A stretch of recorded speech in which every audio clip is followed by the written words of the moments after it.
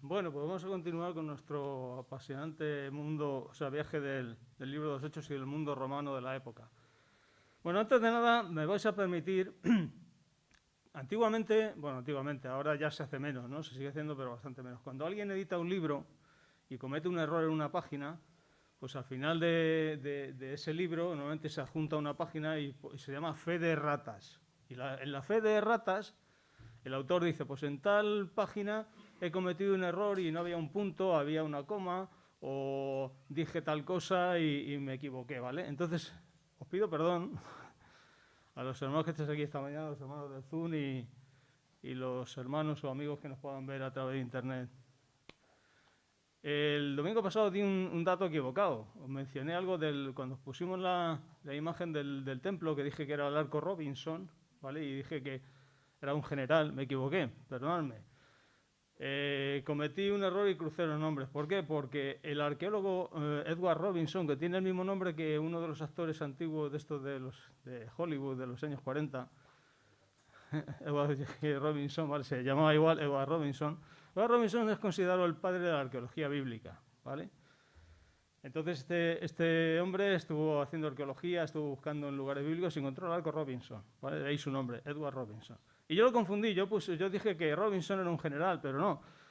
La cabeza me bailó, ¿vale? Y entonces lo que sí que es cierto es que hubo un general británico que se llamaba Charles Gordon, ¿vale? Que ese sí era general, que encontró la tumba del huerto, lo que en Jerusalén los anglicanos, hermanos anglicanos y los protestantes, nosotros los protestantes en general, entendemos que esa sí es la tumba auténtica porque está al lado del Gólgota. La Iglesia católica y la Iglesia ortodoxa griega tiene la Basílica del Santo Sepulcro, pero lo tienen en el centro de Jerusalén. Nosotros entendemos, por el punto geográfico, que lo más normal es que sea esa. Bueno, entonces dicho lo cual me equivoqué, entonces fue Robinson por el arco, ¿vale? No era general, el general era el que encontró el sepulcro, ¿vale? Dicho esto, es que no me gusta ser exacto en los términos. Eso no quita de que como humanos nos equivoquemos, ¿vale?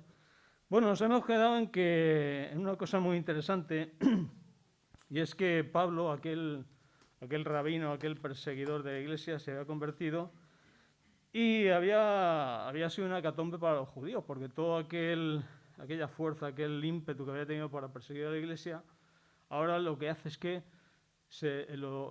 vuelve en contra, digamos, y entra a las sinagogas y lo que anteriormente era algo contra los cristianos se vuelve en contra de los judíos por esa preparación teológica tan grande que tenía Pablo, ¿vale? Eh, una cosa interesante, no quiero que se me olvide nada, ¿vale? Una cosa interesante es que Pablo aquí da un dato geográfico a tener en cuenta, sobre todo cuando vamos a leer el libro de Gálatas, nos vamos a dar cuenta de una punto biográfica muy, muy interesante. Dice en el capítulo 9, 23, dice así, dice, pasados muchos días, bueno, anteriormente el 22 vamos a leerlo también, dice, pero Saulo, 9:22, ¿vale? Pero Saulo mucho más se esforzaba y confundía a los judíos que moraban en Jerusalén, demostrando que Jesús era el Cristo. Pasados muchos días, los judíos resolvieron en consejo matarle, pero sus asechanzas llegaron al conocimiento de Saulo y ellos guardaban las puertas de día y de noche para matarle. Entonces los discípulos, tomándole de noche, le bajaron por el muro, descolgando en una canasta. Esto ya os acordáis que ya lo tocamos en la clase pasada, ¿vale? Ahora voy al hecho de que aquí, después de esta predicación de Saulo, de esta conversión, dice que pasados muchos días. Pasados muchos días, nos dice Lucas. ¿Qué nos está dando a entender? Que aquí, después de esta predicación, lo que ocurre es que como los judíos deciden ir a matar a Pablo, Pablo se marcha y hay un pasado muchos días. ¿A qué se está refiriendo? Vamos todos juntos al libro de Gálatas, la epístola a los Gálatas, capítulo 1, versículo 17. Gálatas 1, 17. Y dice así. Está escribiendo Pablo y dice, ni subí a Jerusalén a los que eran apóstoles antes que yo, sino que fui a Arabia y volví de nuevo a Damasco. Después, pasados 3 años, subí a Jerusalén. Dicen los historiadores que posiblemente en ese pasado muchos días que dice Lucas, fueron esos 3 años que Pablo menciona en Gálatas, ¿vale? Es decir, que hay un lapsus en el que Pablo desaparece, digamos, se va a Arabia. Ahora, ¿Qué ocurrió en Arabia? No es, para entendernos, no es la Arabia esta que menciona aquí Pablo, no es la Arabia Saudí de hoy en día. No, porque antiguamente había términos geográficos que pueden hacernos confundiendo, ¿vale? Se está refiriendo a lo que se llama en aquella época el reino de los nabateos, ¿vale? Que estaba en la frontera de Siria y se extendía desde el sur del Mar Rojo hasta, digamos, hasta el monte Sinaí. Hay historiadores y eruditos que creen que Pablo estuvo esos 3 años ahí, se marchó, se retiró, y digamos que, según los entendidos, Pablo lo que hace esos 3 años es reprogramarse. Pablo era un fariseo. Hebreo de hebreo, en cuanto a la ley fariseo, en cuanto a hacerlo perseguido en la iglesia. Se cree que Pablo en sus 3 años, los hermanos le dicen, mira, mejor que te marches y tal. Y Pablo lo que hace es volver, meditar, transformarse, pensar, reeducarse. Y hay veces que en la vida cristiana no se ocurre así. Hay veces que tenemos que parar y meditar ciertas circunstancias, reestructurarnos y volver a lanzarnos digamos, si me permitís, a la actividad, ¿vale? Entonces aquí vemos como Lucas, de una manera muy acertada, dice pasado muchos días, ¿vale? Posteriormente vimos cómo dice que es Bernabé, porque claro, el problema es que Saulo era conocido como perseguidor de la iglesia. Entonces aquí se crea un problema.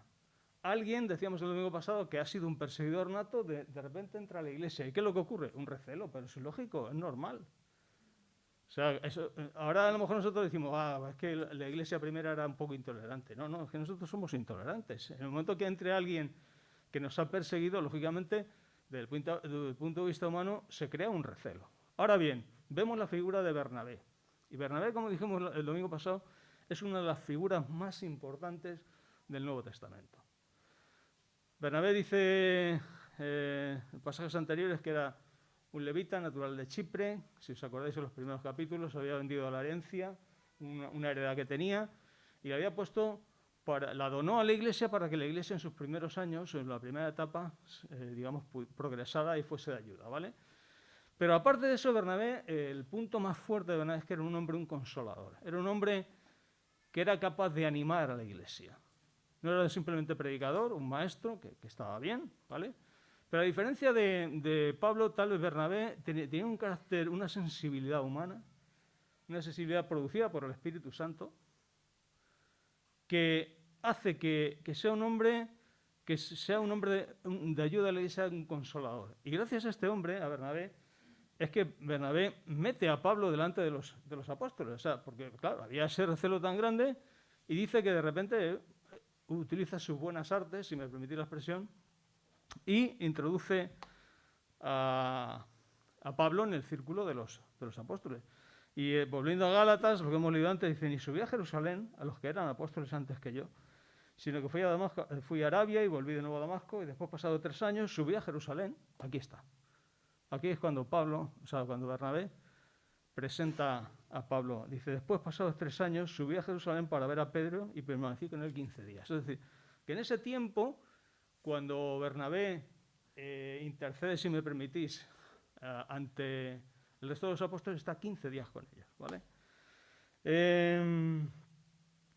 Dice que el versículo 29 dice que hablaba, de nuevo veis, después de esos 3 años, vemos que Pablo llegaría a Jerusalén, está 15 días, y esos 15 días Pablo no está simplemente hablando con los apóstoles o con los hermanos, sino que aquí nos dice Lucas, en el versículo 29, dice, y hablaba denodadamente en el nombre del Señor y disputaba con los griegos, pero estos procuraban matarle. Cuando supieron esto los hermanos, le llevaron hasta Cesarea y le enviaron a Tarso. Es decir, que aquí vuelve a ocurrir un poco el problema que había ocurrido en en Damasco.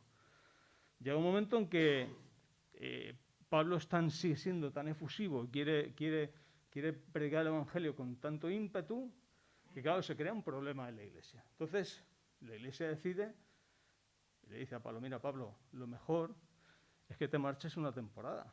Vete a tu pueblo, descansa un poco y vamos a ver cómo... Claro, Lucas cuando escribe aquí nosotros no podemos verlo de esa manera, ¿no? Pero más o menos es eso. Dice que debido al celo misionero que tenía, pues los hermanos van a Cesarea, ¿vale? Cesarea estaba como a unos 100 kilómetros de Jerusalén, y dice que de Cesarea pues le llevan a Tarso, que estaba un poquito lejos, es como deciros de Oviedo a Málaga, unos 900 kilómetros, ¿vale?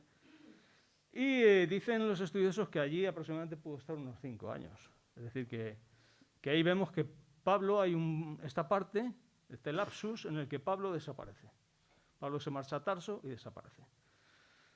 Lo que decía el domingo pasado y estos domingos anteriores, he decidido abandonar la rapidez porque prefiero profundizar antes que abarcar, ¿vale? Entonces, yo sé que vamos a ir despacio, que a lo mejor nos alargamos más, pero creo que es lo más conveniente. Entonces aquí vemos a Pablo, que no sabemos qué es lo que ocurre en esos 5 años, pero desaparece. Dice el versículo 31, dice entonces, fijaos Lucas como dice, entonces, después de irse Pablo, dice entonces, las iglesias tenían paz por toda Judea, Galilea y Samaria, y eran edificadas andando en el temor del Señor y se acrecentaban fortalecidas por el Espíritu Santo. Aquí vemos, otra vez nos voy a recordar, Lucas, 3 puntos importantes. Ya tenemos iglesia en Judea.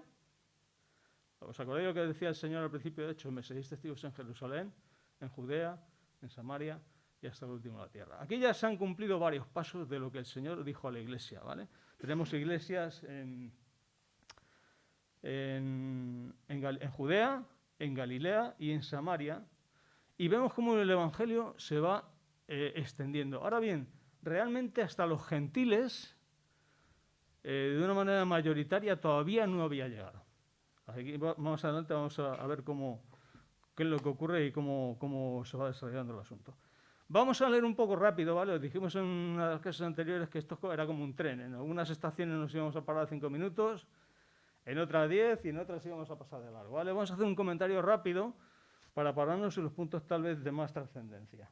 Aquí Lucas digamos que nos deja a Pablo a un lado y vuelve a tomar el protagonismo en la figura de Pedro, ¿vale? Pedro como apóstol principal y como líder de la iglesia en Jerusalén. Dice, aconteció que Pedro, visitando a todos, vino también a los santos que habitaban en Lida y halló allí a uno que se llamaba Eneas, que hacía 8 años que estaba en cama, pues era paralítico.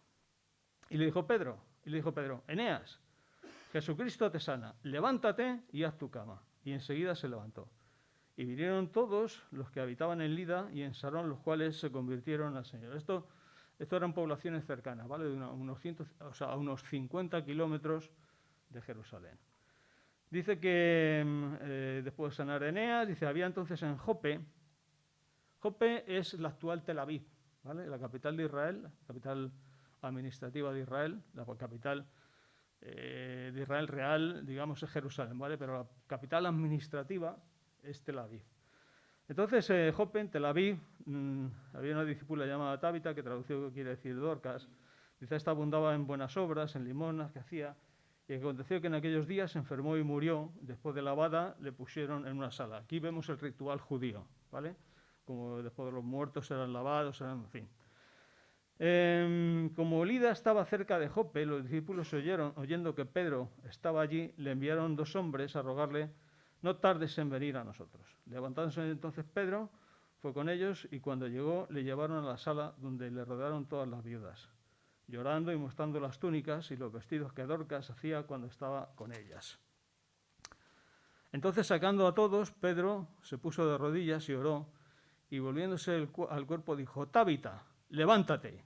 Y ella abrió los ojos y al ver a Pedro se incorporó. Y él dándole la mano la levantó. Entonces, llamando a los santos y a las viudas, la presentó viva. Esto fue notorio en toda Jope y muchos creyeron en el Señor. Y aconteció que se quedó allí muchos días en casa de un cierto Simón curtidor.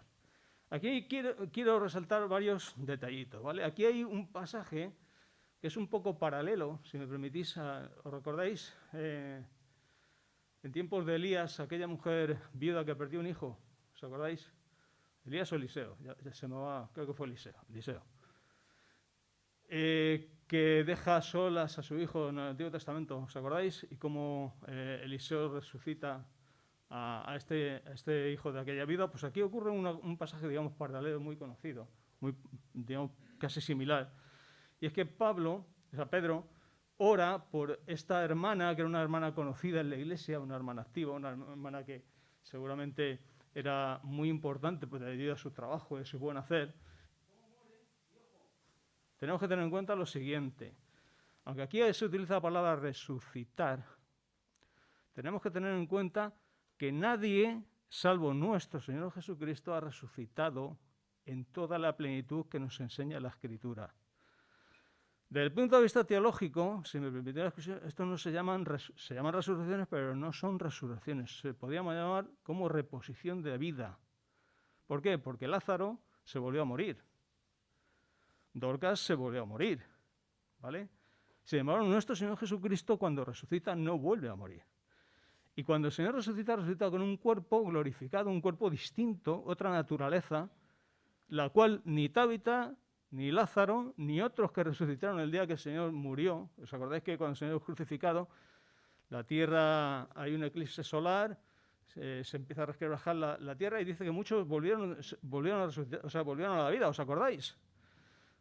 Os lo digo porque dice, bueno, nosotros leemos, no, ojo, no podemos comparar la resurrección de nuestro Señor Jesucristo con la resurrección de Lázaro, de Tabita, Dorcas en este caso, o de cualquier otro, ¿vale? Son aspectos distintos. Ahora bien, el Señor en su soberanía les permitió seguir viviendo unos años más y después murieron, ¿vale?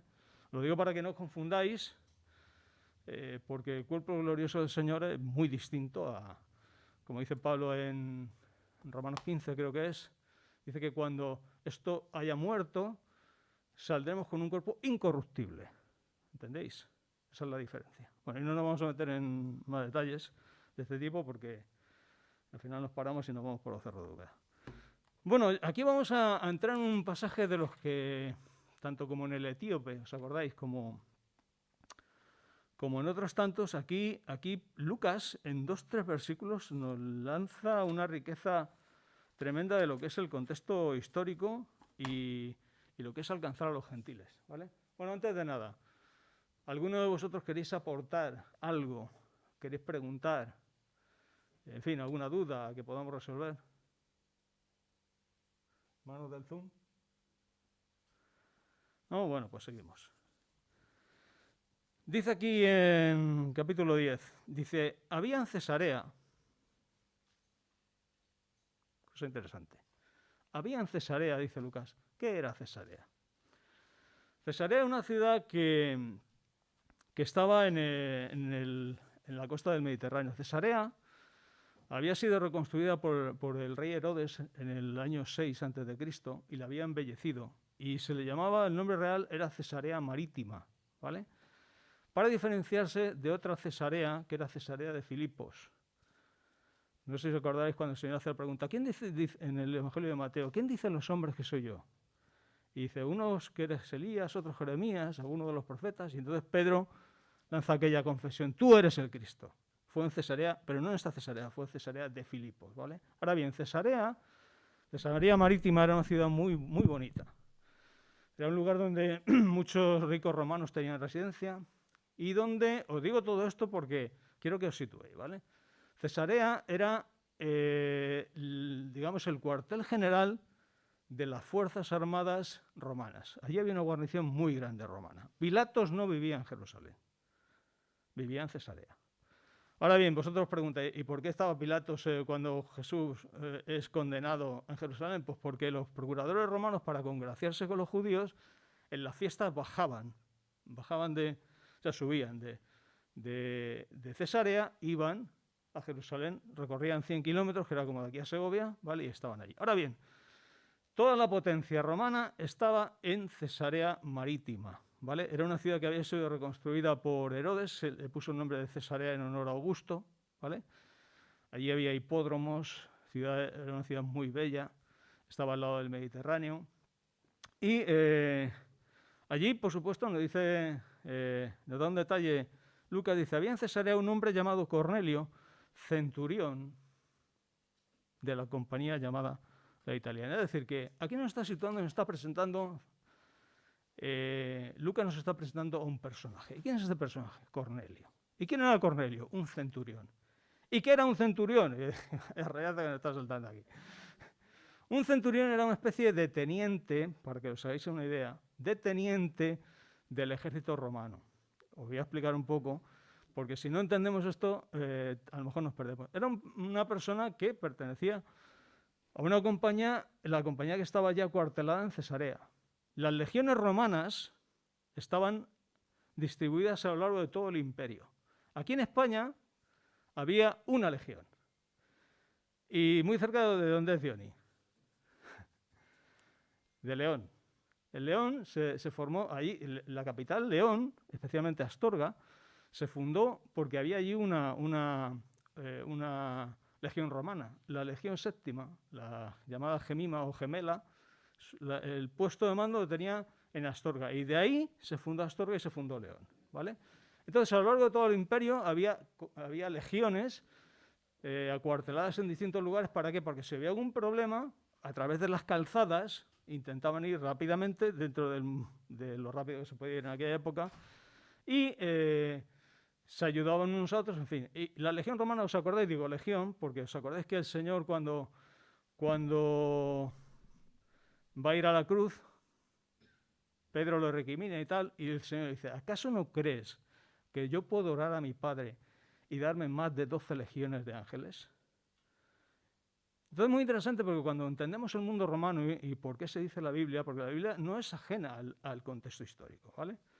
Cuando el Señor está hablando con Pedro, le está diciendo a Pedro, Pedro, ¿acaso no crees que hay más de 72.000 ángeles esperando que yo diga ahora para destruir Jerusalén? Una legión romana estaba constituida de 6.000 hombres, ¿vale?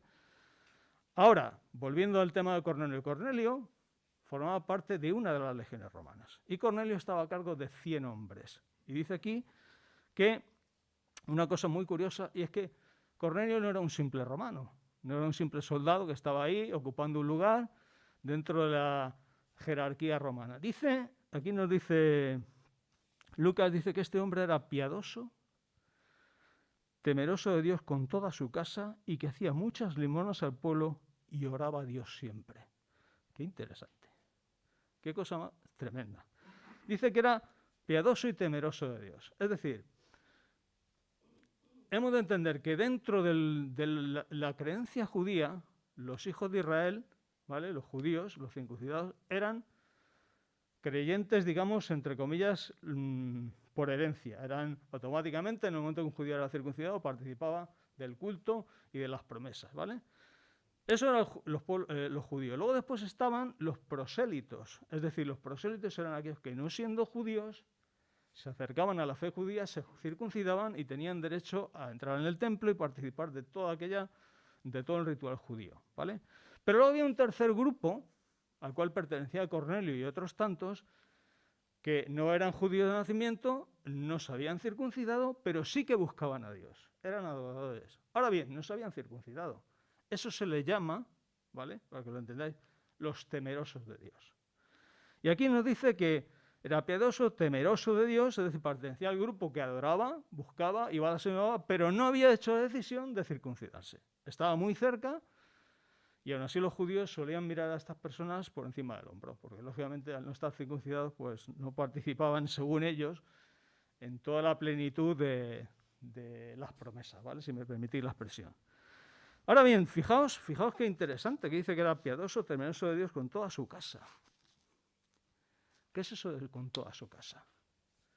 Muy interesante el dato, porque cuando aquí Lucas está hablando con toda su casa, no se está refiriendo a que tenía su casa en el sentido de que su mujer o sus hijos sí los tenía, aunque os tengo que decir que en el ejército romano no se aceptaba, estaba prohibido que un soldado se casase, excepto a los oficiales. Hay un pasaje que dice Pablo en Timoteo, que dice, Pablo está escribiendo en Timoteo, dice, ninguno que milita se enreda en los negocios de la vida a fin de agradar a aquel que lo tomó por soldado. ¿Os acordáis de ese texto? ¿Por qué lo está diciendo? Porque dentro de los soldados rasos romanos no era aceptado que se casasen para que no estuviesen sujetos a mujer ni a hijos, ni sujetos a nada. Si tenían que irse de aquí a 2.000 kilómetros, se cogían la lanza, el escudo y tal, y se hacían sin preocuparse de nada. Claro, junto con las legiones pues marchaban panaderos, herreros, prostitutas, en fin, todo aquello que, digamos, entre comillas, que necesitaran. Y por otra parte, una cosa muy interesante que os quiero decir es que después de 25 años de servicio en el ejército romano, el romano que conseguía sobrevivir, ¿vale? Después de esos 25 años de servicio, se le jubilaba con una paga de 8 años en una colonia. Por eso cuando Filipos era una colonia romana, en Galacia había colonias romanas, cuando un legionario era jubilado, ¿qué hacían? Muchos no volvían a Roma, lo que hacían es que se instalaban en una colonia romana y vivían como romanos y ejercían la influencia romana, y aquella zona era una mini Roma, ¿me entendéis? Es muy interesante porque, claro, cuando nosotros leemos una colonia romana y tal, esto, no, vamos a centrarnos, ¿por qué?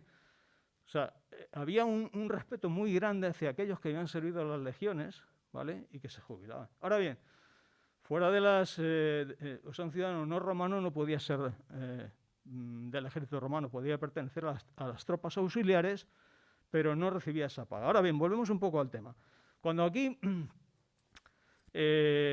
Lucas está hablando de Cornelio, está hablando con toda su casa, es decir, Lucas nos está diciendo que Cornelio había influido tanto en su casa que se habían convertido prácticamente todos a judaísmo. ¿Y qué era toda su casa? Cuando estamos hablando de toda su casa, el oikos romano, ¿vale? La casa romana, el domus romano, está hablando de sus parientes más cercanos, su mujer, sus hijos si los tenía, sus criados, que eran generalmente esclavos, incluso soldados. Es decir, que aquí dice que era un temeroso de Dios con toda su casa y que hacía muchas limonas al pueblo y oraba a Dios siempre. Dice, vio claramente en una visión, como a la hora 9 del día, aproximadamente a las 3 de la tarde, ¿vale?, que un ángel de Dios entraba donde él estaba y le decía, Cornelio. Él mirándole fijamente y atemorizado dijo, ¿qué es, Señor? Y le dijo, tus oraciones y tus limosnas han subido para memoria delante de Dios. Vaya tela marinera. Un romano, que para un judío era lo peor casi, estaban los samaritanos, lo peor, y luego estaban los romanos, los gentiles. Y resulta que aquí dice que tus oraciones y tus limonas han subido para memoria delante de Dios. Y yo aquí me paro a pensar, qué cosa más tremenda. Y yo me hago esta pregunta, Señor, ¿están subiendo mis oraciones a ti como las oraciones de Cornelio? Porque aquí ya no se trata de limonas o no limonas, que por supuesto hay que darlas, que hay que participar, como se está diciendo últimamente, con cubrir los gastos de la Iglesia, de aportar para que sigamos adelante, ya que este gobierno, bueno, ningún gobierno da nada y tampoco nos hace falta. La Biblia nos enseña que la Iglesia tiene que ser sustentada por la Iglesia. Pero yo me paro aquí, qué tremendo el mensaje que está dando aquí Lucas en el libro de los Hechos. Un romano que dice que sus oraciones han subido para memoria delante de Dios. Y yo hago esta pregunta un poco en plan devocional esta mañana, ¿no? Y lo digo por mí el primero. ¿Cómo están siendo nuestras oraciones? No ya aquí en la iglesia, ¿vale? En la iglesia ahora se oramos y tal. Pero porque aquí habla de una privacidad, ¿no? ¿Cómo están siendo nuestras oraciones? En nuestra casa, yo sé que muchas veces no tenemos tiempo para pararnos, a lo mejor en el trabajo, pero de alguna manera mantener nuestro estilo de vida. Yo estos días que decía al principio, estos días tan escabrosos que estamos viviendo, ¿no?, desde el punto de vista del conflicto entre Ucrania y Rusia, yo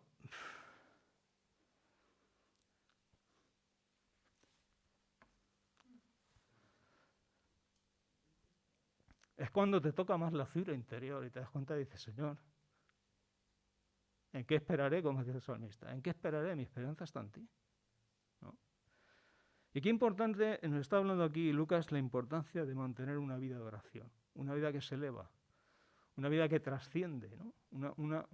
Una oración que no es simplemente una oración comunitaria, que vamos a hacer en la iglesia, que está muy bien, sino mantener una oración, un estilo de vida de adoradores, de buscadores de Dios. No importa el puesto que tengamos, este hombre tenía 100 hombres a su cargo en el ejército romano. Tal vez nosotros no tenemos a nadie, pero la importancia de mantener nuestra vida de oración, ¿verdad? Y vuelvo a repetir, lo digo por mí el primero. No miro a nadie porque es por mí, ¿vale? Entonces dice aquí que, bueno, antes de continuar, ¿queréis aportar, añadir algo? ¿Alguna pregunta o...? seguimos. Luego voy a hacer un examen. ¿Cuántos hombres tenía? Una legión tenía 6.000, ¿vale? Una cohorte tenía 600, eso son las distintas divisiones. Y luego estaban los manípulos y bueno, eso daba mucha... Vamos a dejar aquí, ¿vale? ¿Qué más? Dice, envía pues a hombres a Joppe y haz venir a Simón, el que tenía por sobrenombre Pedro. Dice, este posa en casa de cierto Simón Curtidor. Madre mía. Otro detalle que leemos de pasada. Dice, pasada. Pedro, el gran apóstol judío, líder de los 12 en tiempos del Señor, y luego después, por herencia, el Señor le deja cargo ahí, súper judío hasta la médula, posando en casa de un curtidor. ¿Qué era un curtidor? Un curtidor era un hombre que se dedicaba a tratar con animales muertos.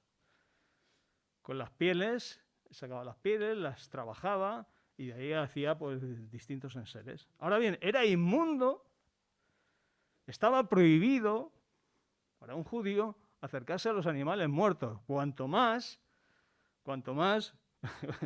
que viviese con un curtidor. ¿Entendéis?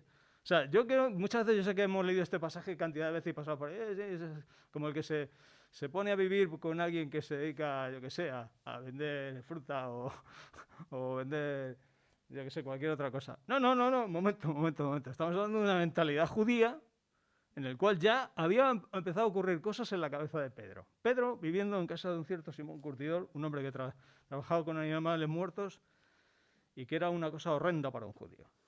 Dice...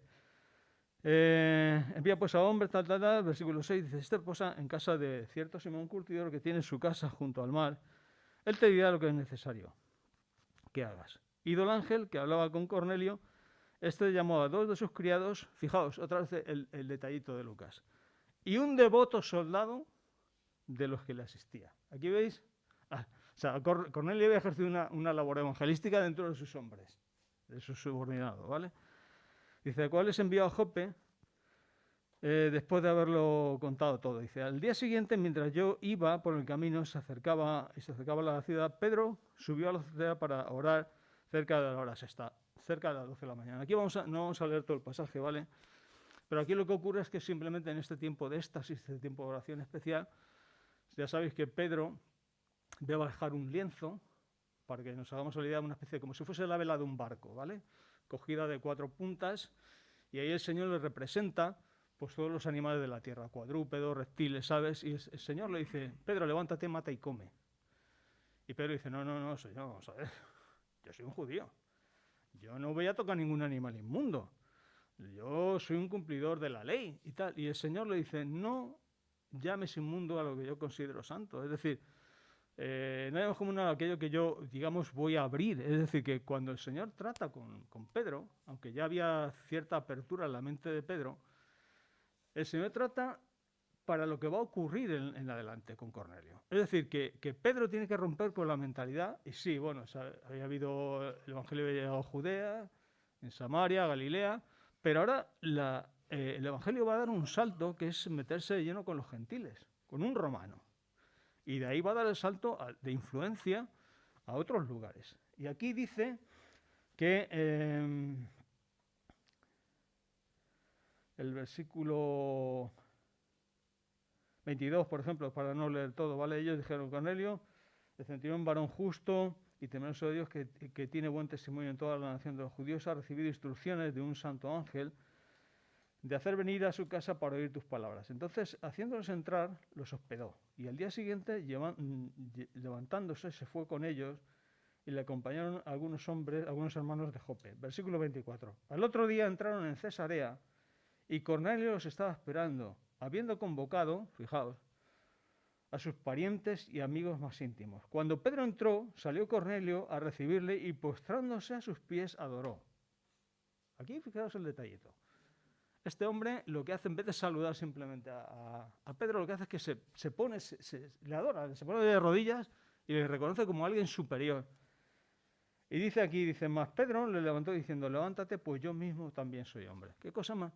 Dicen los católicos que el Papa es el heredero de San Pedro, ¿no?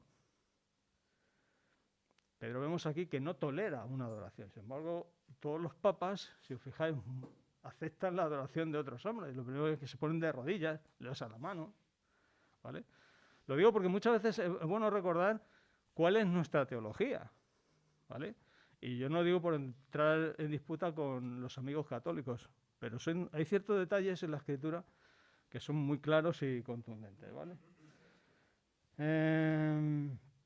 Y habiendo hablado con ellos, entró y halló a muchos que se habían reunido, versículo 28, y les dijo: varones, ¿sabéis cuán abominable? Veis aquí lo que decíamos antes de tratar con un curtidor o de tratar con los gentiles. Dice, y varones, versículo 28, y le dijo: varones, ¿sabéis cuán abominable es para un varón judío juntarse y acercarse a un extranjero? Pero a mí me ha mostrado Dios que a ningún hombre llame común o inmundo. Es decir, que aquí vemos cómo Pedro entra a casa de Cornelio, no vamos a leer todo el pasaje para no extendernos mucho más, ¿vale? Pero vemos cómo Pedro lo que hace es que presenta el Evangelio sin cortapisas, hablando abiertamente de que Jesús es el Cristo y en que ningún otro hay salvación.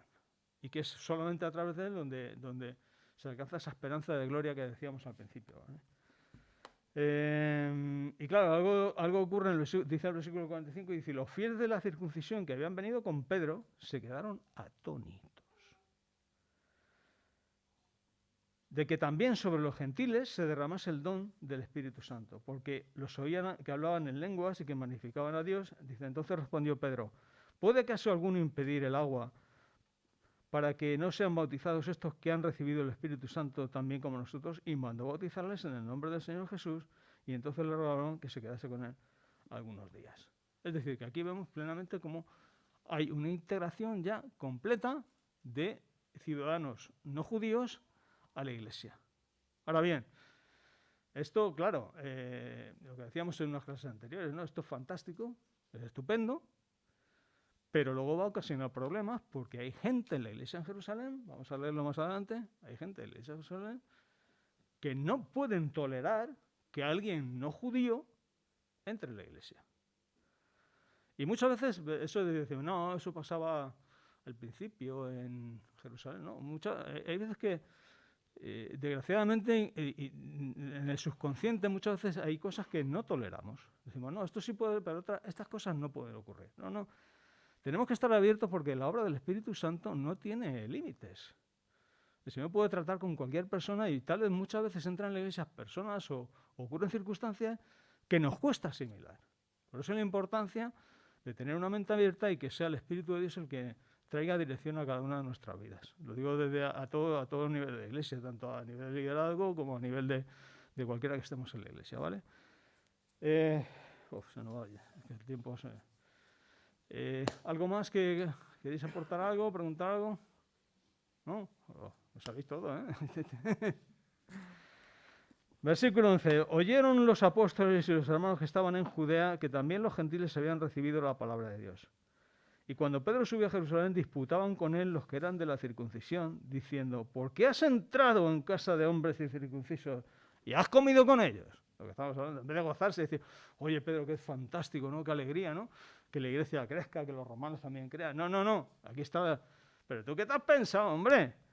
Tú no sabes que en nuestra denominación esas cosas no se pueden hacer. Yo es que, ¿verdad? Cada uno, esto es como la familia, ¿vale? Cuando entramos en la iglesia, todos venimos de nuestra familia, ¿vale? Unos venimos de la familia, somos extremeños, otros madrileños, decía antes, otros venezolanos, colombianos, etc. Y todos traemos nuestra influencia, nuestra mochilita, como decían por ahí, ¿vale? Y ocurre también dentro de la iglesia cristiana. Venimos de distintas familias. Unos venimos de familias presbiterianas, otros venimos de familias reformadas, anglicanas, pentecostales, bautistas. Y muchas veces casi, lo digo casi porque muchas veces en los círculos evangélicos y en otros círculos, ojo, la iglesia católica también pasa, ¿eh? Hay familias, los franciscanos, los dominicos, ¿vale? Los jerónimos, y en la antigüedad ocurría lo mismo, había disputas entre dominicos, en fin. Entonces aquí, algo que nos enseña Lucas es a entender, a no caer en la trampa de, en vez de gozarnos en las cosas positivas, ver lo que separa dentro de los grupos cristianos, ¿vale? Así que resulta que te vas allí con aquel romano y te pones te pone allí el romano un plato de cerdo, de cerdo a la plancha y te lo comes. Lo digo esto en plan cómico, ¿vale? No ocurre así, ¿vale? Pero Pedro, cuando entra con Cornelio, fue rebasar el umbral de la puerta y estaba rompiendo con muchas cosas. Y aquí nos habla la mentalidad, ¿no? De cómo en Jerusalén la gente, había sobre todo fariseos que se habían convertido, pero había cosas de su mente que no se habían convertido, ¿vale? Y esto, tomar nota, porque esto luego va a ocurrir un choque muy grande y va digamos, a perfilar lo que va a ser las decisiones de la Iglesia a partir del capítulo 15, el concilio en Jerusalén, ¿vale?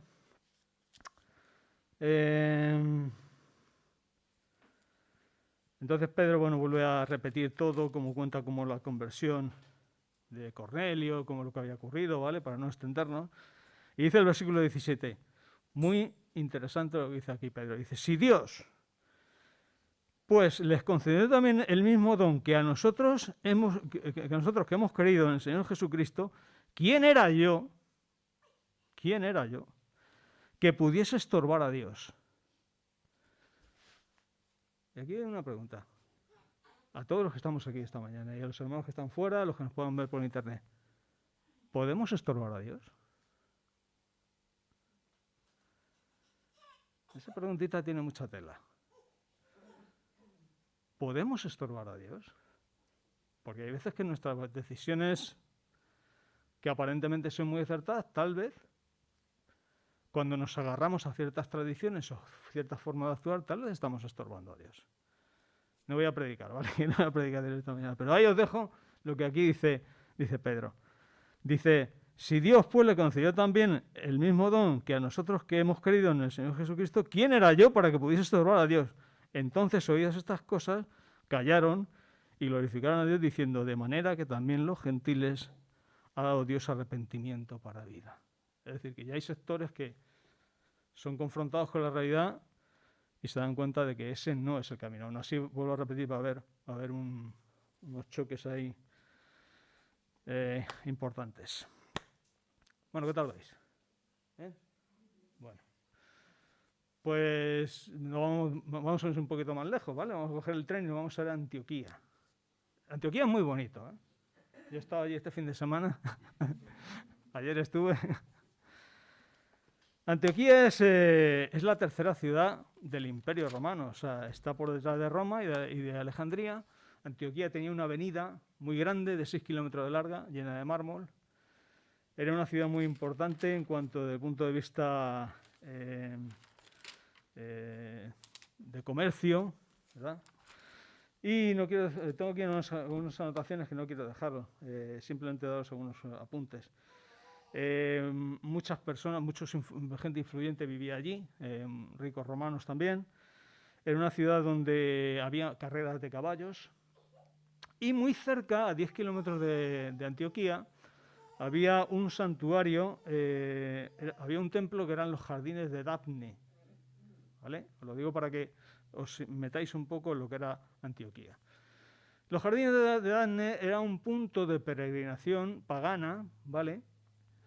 Y lo que ocurría, allí también había una legión romana, la Polinaris, la legión 12, estaba allí, porque había un templo de Apolo y se llamaba así la legión, la Polinaris, en referente al culto a Apolo, ¿vale?